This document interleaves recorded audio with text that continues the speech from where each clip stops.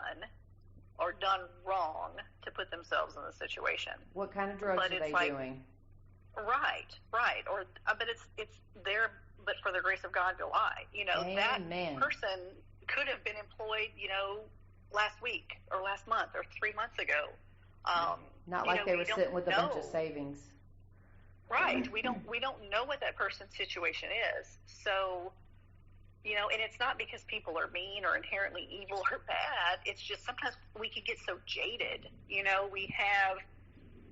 kind of have these urban legends. Sometimes I think, I hear stories, even within my own family, there was a homeless person, that was asking for money, and then I saw them get into a car, they were begging under the interstate, and then I saw them get in a car and drive away. So all homeless people actually have cars and are, they're not actually homeless. They're okay. They're just because they have a car.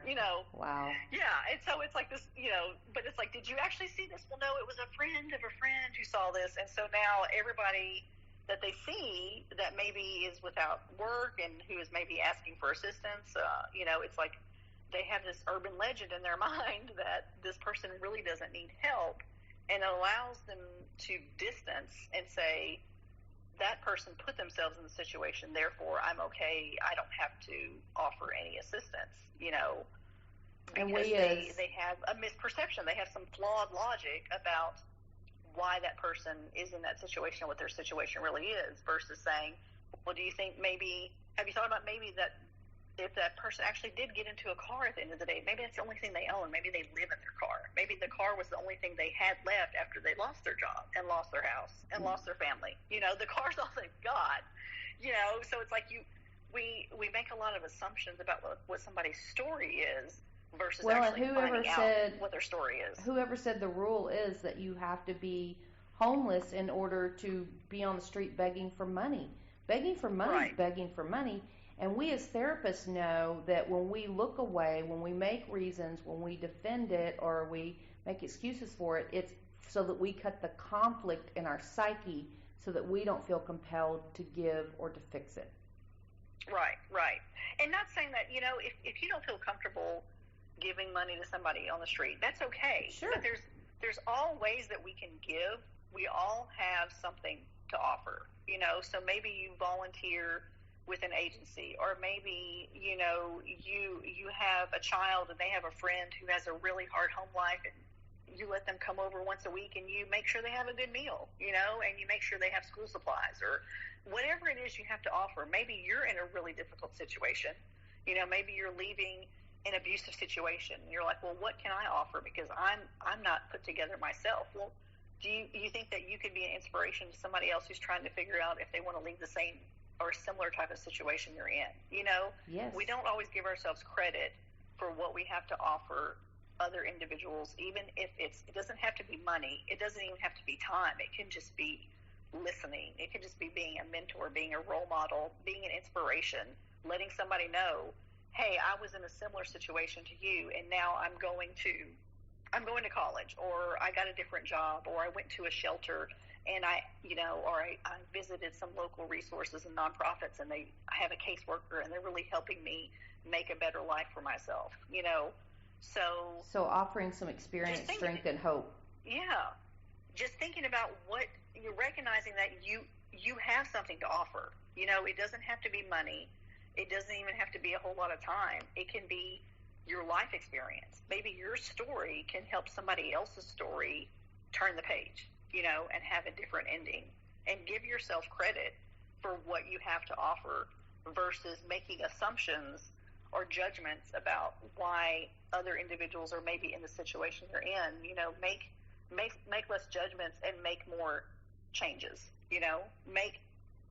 Make less assumptions about what somebody's story is, and think about how you can play a part in making their story better. Yeah, and let me tell you another side of it. I wasn't planning on sharing this, but I'm not opposed to it. Pretty vulnerable, but whenever I was being raised, as a child, we definitely were very poor, very poverty-stricken, tiny, at least for a little while, 5 of us in a very, very, very, very, very small little, travel trailer, and all over Denton, many schools, many homes, all of it. And I will tell you, the biggest thing that we can do with somebody who's struggling, whether they're homeless or they're not, is when you look at them, do not look with pity and do not look with a degrading look. I picked up on that as a child very fast. That's what we bless them with. But to even look with pity is actually not good karma. Not that it's to be punished, but it's to look with pity. It's, look at me, and maybe I'm a dreamer, but look at me with strength. Like, that I can get myself out of that. Right. And to me, it's about looking at individuals with potential, And dignity, yes. It's that growth mindset. Dr. Carol Dweck, talks about the power of not yet, and letting especially children in schools, where you're shaping minds and potential at such a young age, and that can really set the course for adults, later in life. The school system and what children and young adolescents feel and learn and believe about themselves. A lot of that comes, from their interactions with their counselors and their educators and their parents and family. So if you look at someone and treat them and talk to them in a way that, shows that you believe in their potential, they're not yet, right? You don't have a job right now, or you haven't learned this skill yet. That doesn't mean you're never going to learn it. It doesn't mean nothing's going to change in your life.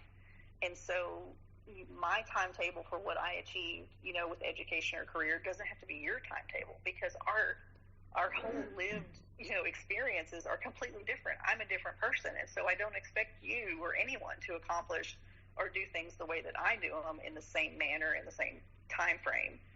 Just like I shouldn't put that expectation on myself if somebody else does or achieve something in a way I'm like, oh gosh, they did that so much younger. They've accomplished so many more things, than me at such a younger age.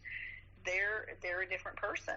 Everybody's different, so we have to recognize our own talents and the resources that we have or that we don't have, because some people have more resources than others and more support than others. So it's not, everybody's trajectory is not going to look the same. I like the term "not yet" because I never realized until you said it how much hope that phrase says. Yes. When you first hear it, it sounds a little negative, like "not yet," but really it's "not yet," which means it's coming. Right. You can manifest that. You can make that happen. You can work toward that. You can make your life, and it's not just an American thing, although in America it can certainly be in some ways more attainable, in other ways not as much, but not yet is make it happen. Right. And what does that person need to make it happen, and how could I play a part, in that? Because I think the flip side to seeing individuals who are really struggling and really, have had so many blows dealt to them in their life, and are at just, potentially rock bottom. The other, side of that is seeing somebody who's, gone to the flip side where they've beaten all the odds and they've achieved more than they ever thought they would have, for somebody dealing with their circumstances. And kind of the danger in that, for somebody who maybe came out of poverty, and I'll just use student athletes as an example. There's, especially in the South, when you're looking at sports and you're looking at high school and college athletics, football. I mean, that's a way out for a lot of individuals, for them to break that cycle of poverty. But you can have, some folks who will look at individuals and say, oh, look at them, look at what they achieved. And so therefore, this individual came out of a poor southern Louisiana town. I'm going to go back to Louisiana because that's where I'm from, because, I'm all about LSU. LSU has provided a lot of opportunities for individuals who had very challenging, socioeconomic status, and nobody in their family went to college. And so, I mean, sports does provide a lot of opportunity for individuals who don't have a lot, and gives them an opportunity to have an education that they never would have had. Yes. And the danger to sometimes seeing the exceptions and seeing somebody who rose above all of these circumstances is that individuals can look at them and say, see, they did it, so everybody can do it. If you just work hard enough, then you can rise above your circumstances.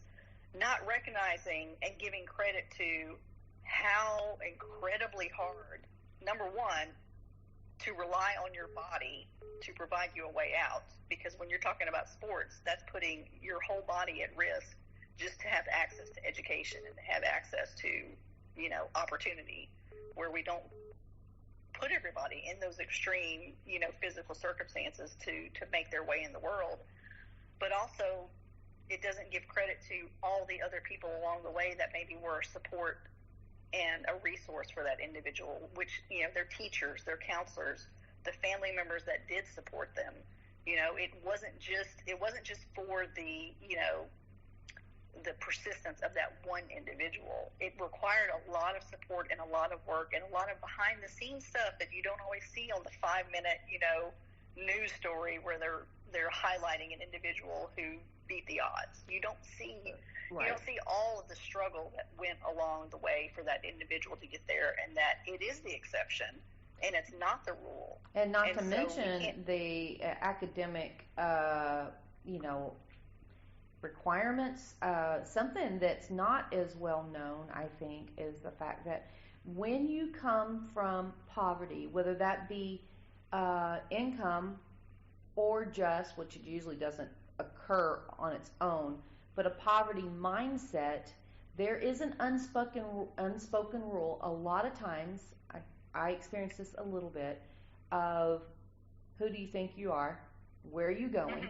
Yes. Now you think you're all that, and a pushback and almost a disconnect with some of my extended tribe, my extended family when I started to attain.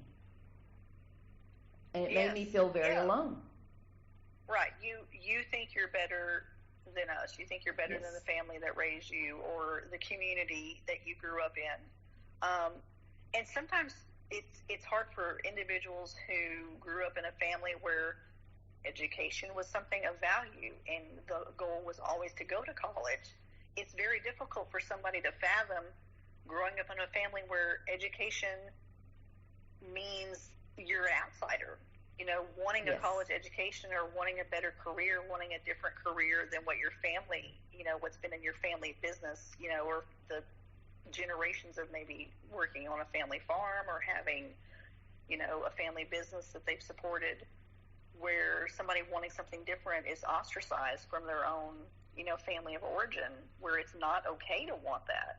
And so it can be really hard for somebody to grasp that comes from a different world, where they think, well, why wouldn't your family want you to be better than what you are and have a different experience than what they have? And that's just, it's not always the case in every family. That's, again, we have to remember everybody is coming from a different background and has a very unique story, and we can't apply the same logic that we see, with one story to everybody we see who maybe looks, the same way or is of the same age or who's from the same, geographic area. It doesn't matter if there's some similarities. Their story is still always going to be unique. Very, very. So would you be, and not to put you on the spot, willing, first, I wanted you to clarify the name of the book that you're coming from and the author, but also, do you have any experiences there at the college that really touched your heart in general, but also kind of still touching on the people having a tendency to be more unmerciful during these times and other times as well, but the unmercifulness, is that a word? I think it is. We just made it. It is now. 2020 made it a word. Hey, it just gets sure. shape. It made it a phenomenon. Yeah. Everything's new now. Yeah. Yeah. I think, the people who were already hard on themselves, are even harder on themselves. People who were already struggling, who were already the working poor, are even, dealing with more poverty and more struggles, with the past year. because, losing employment, losing housing, losing access to